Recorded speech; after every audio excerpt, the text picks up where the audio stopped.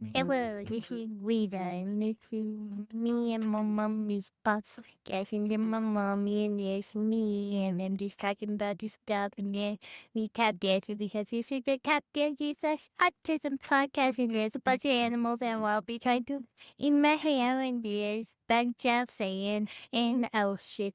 Also, there's also that stuff, and I'm on my naked little babes. Oh, that telling the old, yes, like light stuff and that's busy. Oh, and those are them muffled. A boots are amazing. Also, there's me. I'm trying not to have a panic attack.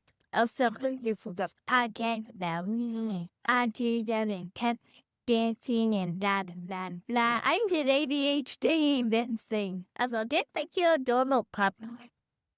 Lita. Hey, Lita, welcome to this week's Tap Tuesday. Okay, you have to pick up microphone and talk. I don't care if Smish is there. Hey, don't put your yarn thing. Okay. You want to introduce the podcast this week? Yes, my mommy. I am Rita. This is Rita Sap's house. If anyone says anything bad about my mommy, I will come after your career. And I don't care if I'm 13 and I don't care if I'm a tap dancer. I love my mommy. You were so sweet. Anyways, last week we talked about it's been 1 year since we founded Autistic Wings. We have some new people who may not know what Autistic Wings is. I want to kind of explain what it is, explain why it's a nonprofit, and I want to ask our amazing audience to help us with a major fundraising issue we need. What about you, Lita? I have these sketchbooks. Yeah, you're That's doing all I scratch accept arts. candy. Well, okay. I'm sitting here accidentally tearing apart a Lego mini build from Christmas because I am stimming over here. You're kind of stimming over there with your scratch. One of the reasons we created Autistic Wings, as anyone who's been here a while knows, is that you were accidentally, I will continue to use this word, I do not think teachers meant to bully you. Things that dance teachers did, like say things like, I'm not going to let her disabilities define her. You may speak into the microphone. Really? Really? Really? That's the offense you got for them. Really? It just. God, I would not win. I will win. Also probably why I them. I mean, okay, so it is things like the number one thing people with a lifelong disability do not like to hear that you've heard over and over is, I understand your disability.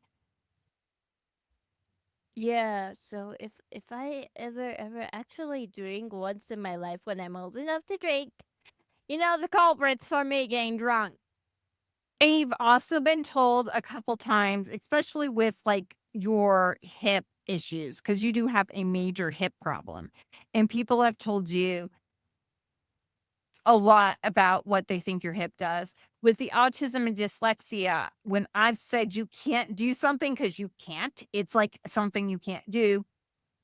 A lot of people have unknowingly been jerks by saying, well, if Lita always hears she can't, then she will never know what she can do.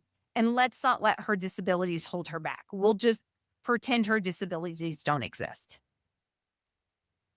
I love the look you're giving me. Would you like to say something to the audience? Bullshit. That reasoning for bullshit. And not in my own dogs. Also, I know how to spell my own name. Also, my mother knows how to spell my own name because she's the one who put it on the birth certificate. Freaking F.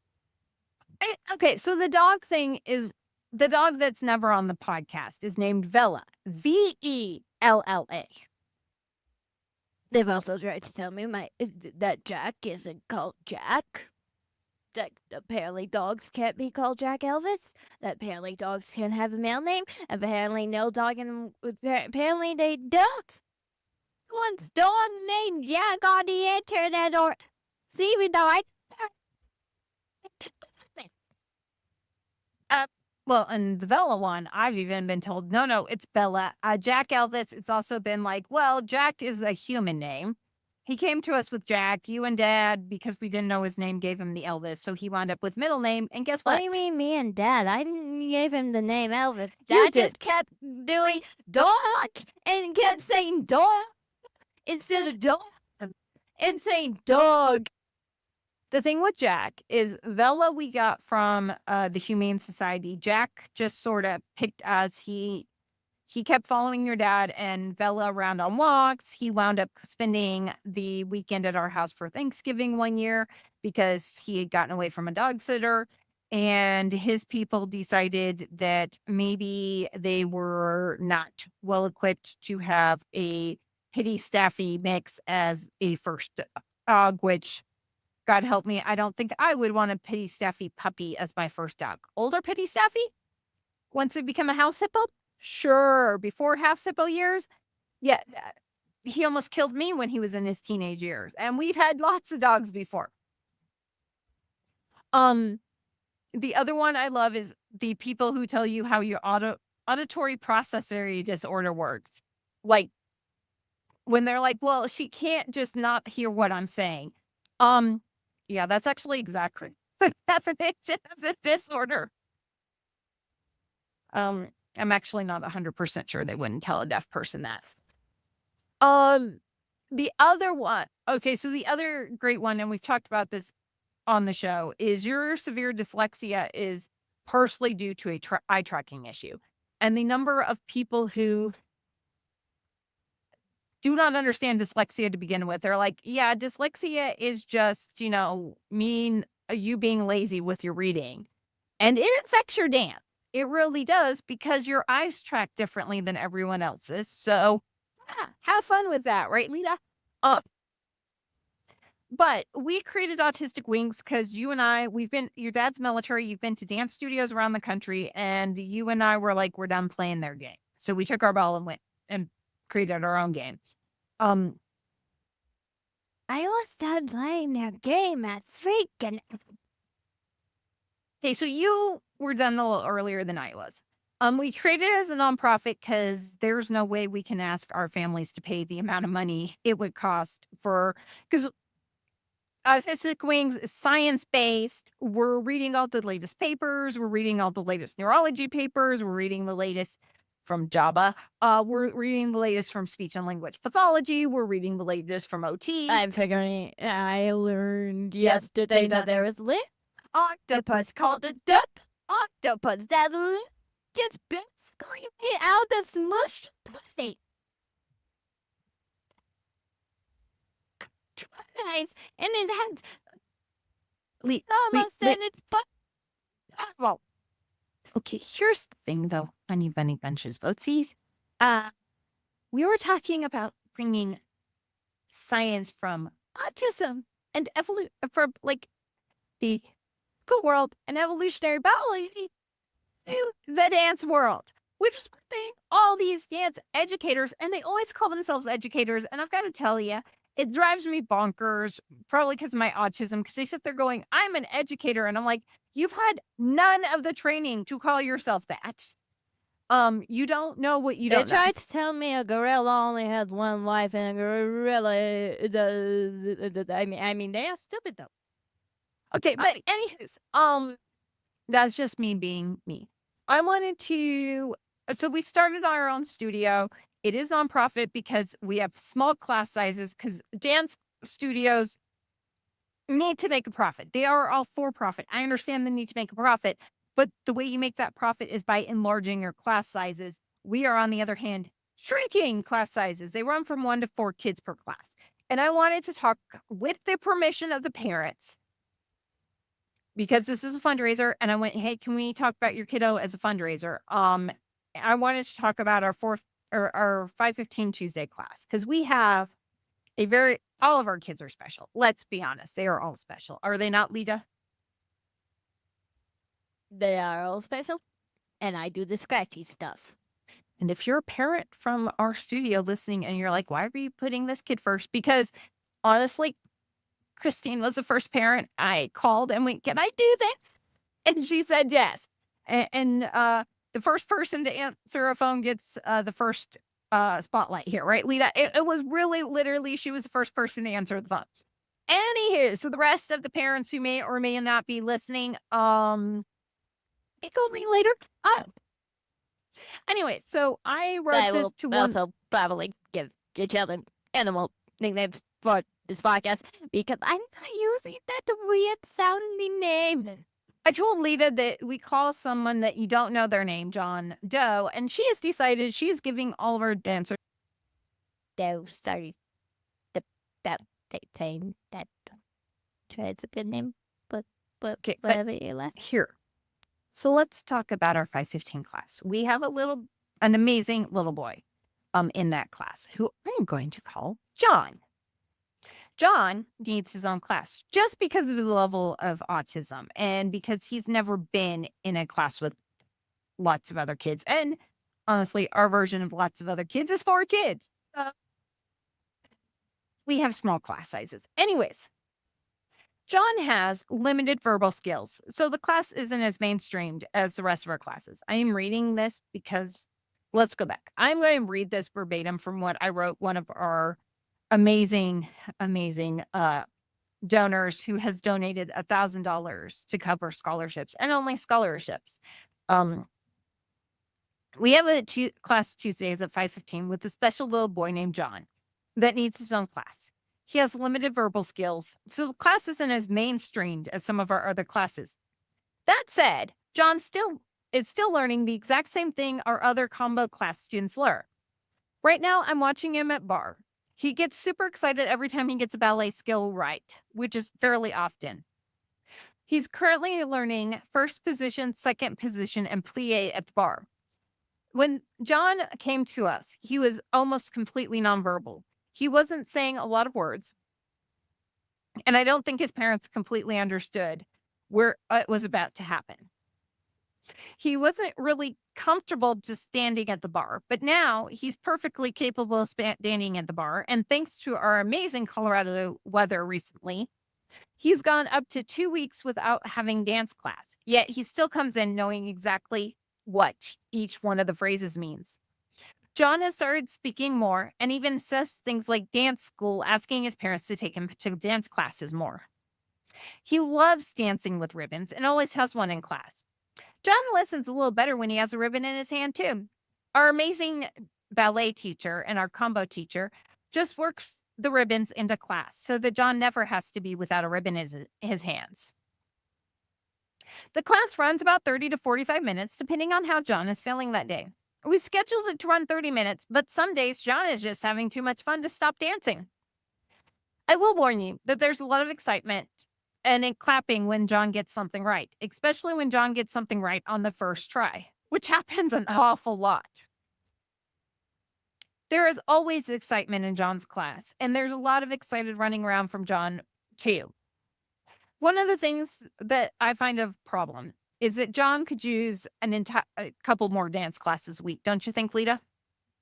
Good. Also, I'm only calling him Otter because A, he is very much smart, and B, otters are adorable, and have you seen otters when they are happy? Have you seen otters when they are happy? Yes. Oh, Oh, you're talking to everyone else? Yes. I mean, otters are the best talent to see. And they are adorable when they are happy because of how much energy they have and how much energy that child has. It reminds me of an otter when it's happy when he's happy. So I will just be calling this child Otter. You're saying that in no way, shape, or form other than excitement. I'm trying to tie up a grocery list to your dad because, of course, he asks for the grocery list when we're in the middle of filming an episode, right? Uh-oh, it's gonna be one of those days. And neither your dad nor I slept last night because of the wind. John could really use a ribbons only class. I mean, we're not getting rid of his combo class. He loves combo too much. But if we did an entire dance class on ribbons as a second class a week, John would be in heaven, don't you think, Lita? Yes, Otter would be. Also, yes, same person. Yes, we're using two different names because I'm Otter. Okay. Here's the thing, though. We are at max capacity on when we can have classes at our amazing partner dance studio.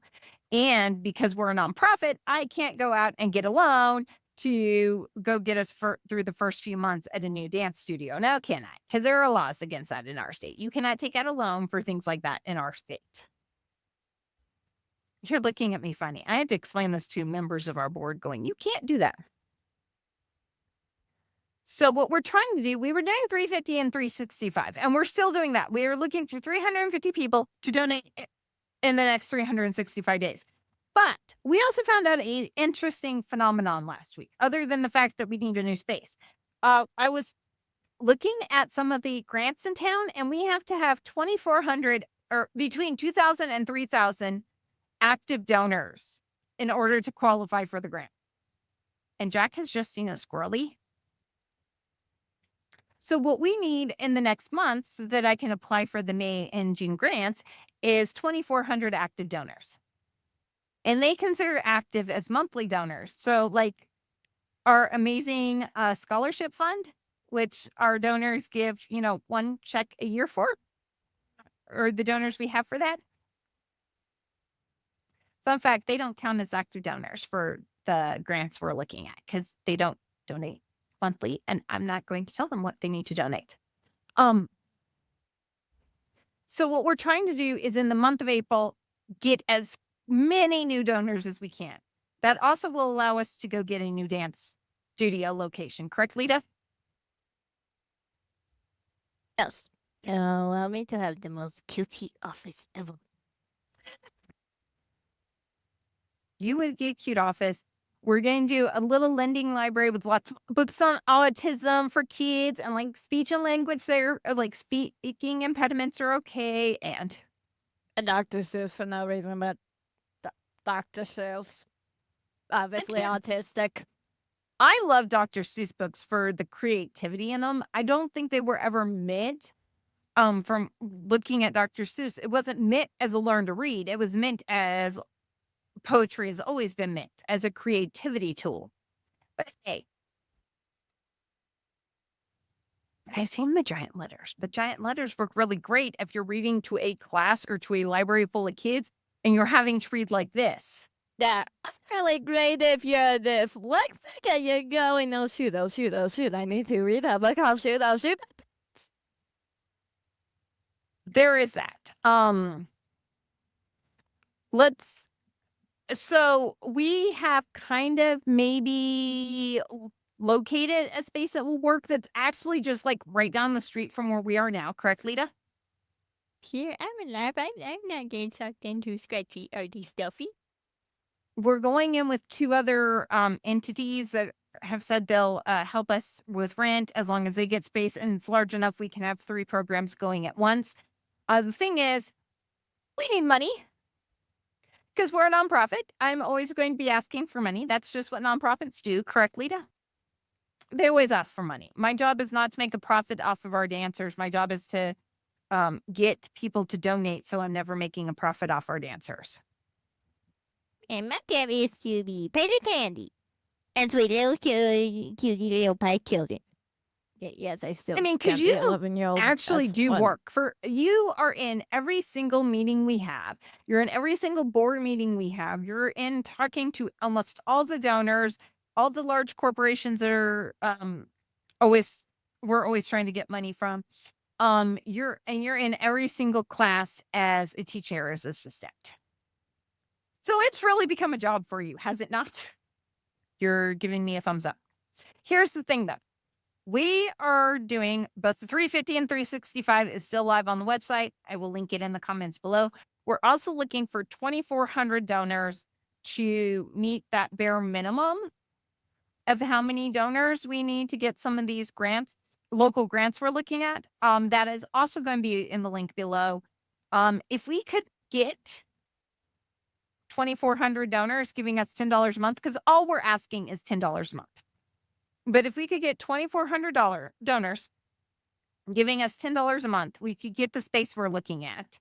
And we could have the breathing room to expand and not have to worry about, charging our dance families an arm and a leg just so that we can get into a new studio space correctly. Because dance shouldn't be priced out of anyone's price range just because it's for autistic dancers, should it? And also, yes, we are not making this based off of the money thingies. Yes, we are not going. John or Otter need a safe space to dance. They need a safe space to be themselves. They need a safe space where they can stim and people are okay with their stimming. They need a safe space where teachers have more patience and are more willing to work on what that child specifically needs. They need a space for them. And the parents need a space where it is a judgment free zone, where no one is asking them why their child is not neurotypical. Because that is a problem parents face on a regular basis, is that the neurotypical world is sitting there going, well, if you would just punish your child, if you would just discipline your child, they wouldn't be autistic. And that is driving me absolute bonkers. We could really use the help. $10 a month is not a lot of money, though it could be a lot of money to some people. Even if you can share, like, share, comment, subscribe on this episode to help us get some traction going with it, right, Lita? I do the scratching in my computer. It's me because my microphone I can only turn on by the computer, and this is hurting my back. I've got to see what's going on with your microphone and your computer. I got to take that out though. Okay. $10 a month. If you can like, comment, share, subscribe, kind of blow this up, right, Lita? If we could blow this up and this one goes nationwide, this episode gets hundreds of thousands of views and we can find, 1% of that to give us. Well, actually, tens of thousands would give us. If I could get 1% of tens of thousands of views, we could make this dream a reality, couldn't we, Lita? The look on your face. Oh, oh. And we've got plenty of kids like John that are desperate for more classes, and I've got a wait list of kids who want to be in dance, but we are at maximum on almost all of our classes, and we could really use your help, could we not, Lita? Yes. Also, Otter is the best with ribbons. And when that pops up, I'm pretty sure that was gonna be a ribbon dancer. And if it's not, I'm gonna question who heard Otter. Um, we have some more amazing students that I'm hoping over the next month or so that we can talk to parents and go, "Can I talk about your kid on our podcast to try and get it out there that we need the money?" Um, I think one of the other things that makes our dance studio different, it's not just the science, it's not just the papers, it's not just the I think it is the staff. Um, and I think next week I want to talk about I'm talking to a lot of my friends who are dance studio owners who are questioning what Gen A is going to be like to teach. What? Teachers. Yes, your generation is already too much like the freaking boomers. So, yeah, get ready for that job to only last, like, let's see, not even 10 seconds. Walk in the door, we walk in the door. Also, we only use stupid words around you because you're stupid and it's the only way you understand us. Okay, here's the thing though. My friends who run dance studios, my friends who are dance teachers are saying they're about to start teaching Gen A. The look on your face says it all. They're wondering what Gen A is going to be when it gets to the classroom.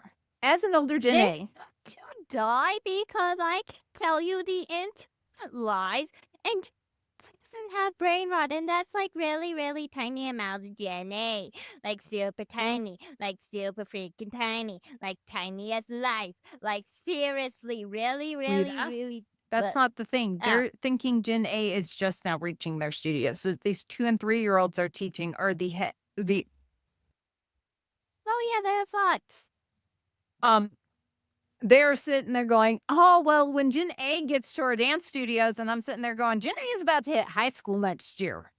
The oldest Gen Airs are hitting high school next year. You've been dealing with Gen A for a while, but they're thinking your age group and John's age group are Gen Z. So you're telling me everybody on the internet has been talking about Gen B and not Gen A and being confusing B and A as the same alpha? I am saying that I know dance studio owners and dance teachers who do not understand that Gen B is being born right now. They think that their preschoolers, who are the baby Gen Alphas, are the beginning of the Gen Alphas. Kids that won't take any freaking doo-doo are the Gen Alphas, right? No, The little teeny tiny little I won't take your freaking doo-doo.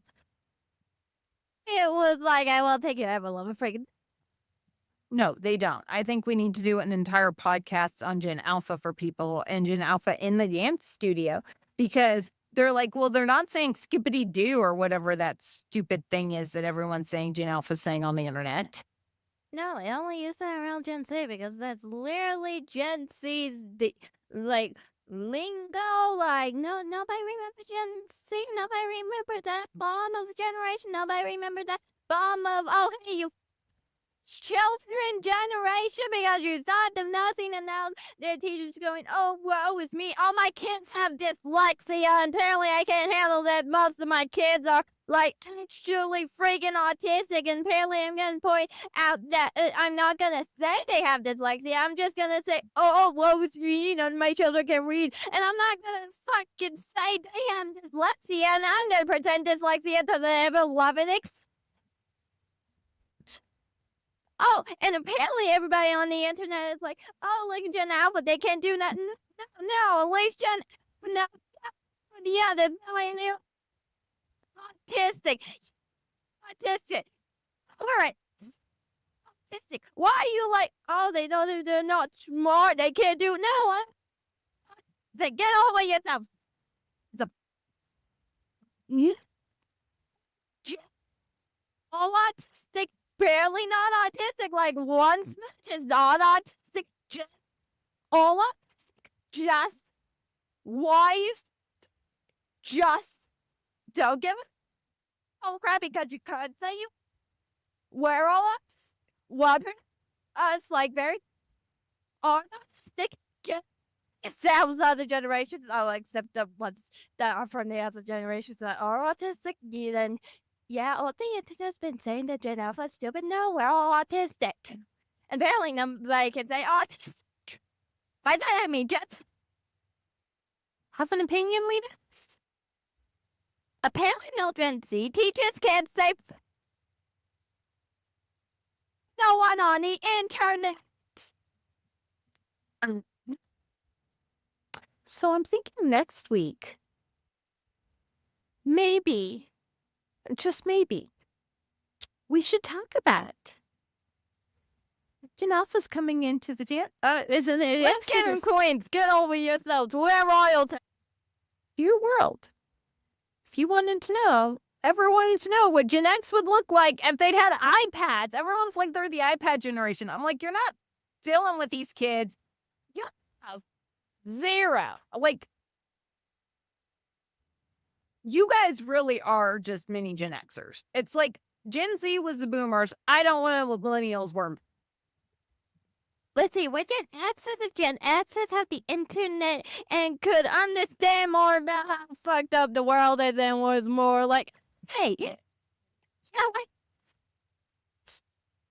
Well, and we're going to, we'll go more in depth. But you also, all of you guys, you were at the top end because you were 8 when we went into COVID restrictions as an older Gen Alpha. Your childhood was really messed up. Well, Z is talking about, oh, I didn't get my high school this or I didn't get my middle school this. You didn't get to the point. I didn't get a childhood, but I could have a childhood. I was too. Think about it. A lot of you guys, when you guys went into all these restrictions, there were a lot of things that once you came out, You had aged out of playgrounds. You had aged out of going to kid stuff. You had aged off the kid menus at restaurants. I mean, you guys spent 2 years of your formative years, be they either on your age, the middle part of elementary school is you were at the I mean, you were in the middle part of elementary school for all this. Oh, there's a good chunk of online high school teachers saying younger Gen Alpha. You mean the 14 and 15-year-olds? Yeah, no, 14, 15 is still Gen Z. Okay, so we're going to discuss Gen Alpha in the dance studio next week because I honestly think that plus the autism, because Gen Alpha is a little bit more Xer on there. Don't give. Yes, and I'm pretty sure only 1% of Gen X is not autistic. Yes, Gen Alpha, all autistic. The coins, get out yourselves. So tune in next week because that's just a little preview of what I think next week's episode is going to be like because it is time for a new generation. Dear Gen Z, as an elder millennial, congratulations. This is kind of what y'all sounded like, except for these guys actually seem to be doing the legwork that y'all failed to do. All right, so we will talk to everyone next week. On Friday, we have Carrie Logan as our guest. It's an amazing, she has an amazing story. She's coming on to talk about her autistic son, discuss masking, and discuss how the education system works and therapy works for people on the spectrum and what parents can do and stuff like that. We can't wait for you guys to hear that episode. If you did not hear last week's episode with Michael Coles, go back, check it out. Last week's Friends Fridays was an amazing discussion. If you have not checked out our website, we do have a website for the podcast, but let me give you the website for the dance studio. If you can donate, if you can push it out there, the website for the dance studio is www.autisticwingsdancecompany.org. When you pull it up, the first thing you're going to see is our big donate deal. That's going to take you to our monthly and annual donations. If you want to give a one-time donation, I'm also going to put a one-time donation button on there. Just if you want to do that. The website, let's give everyone where they can find you online, Lita. Do you know your socials? It's the name of the podcast on almost everything. What is your Instagram? TikTok, you add podcast to games. TikTok is the only one where it's Lita Tap Styles podcast. Facebook is Lita Tap Styles. YouTube is Lita Tap Styles. Not only do you get excerpts of the podcast on that, you get you dancing and probably doing a few autistic things too, right, Lita? All right, so see y'all Friday. See you back here next Tuesday. Have a great week. You can say bye, Lita. And she's showing off the sketching she's been doing while we've been talking. See everyone Friday. Hello, thank you for watching the podcast. Please subscribe and also look at the adorable people. Just do us a subscribe for it and also please do the text. And don't forget to give the great friend if you are with any other new podcast with you. And also you can see that adorable people. Just like it.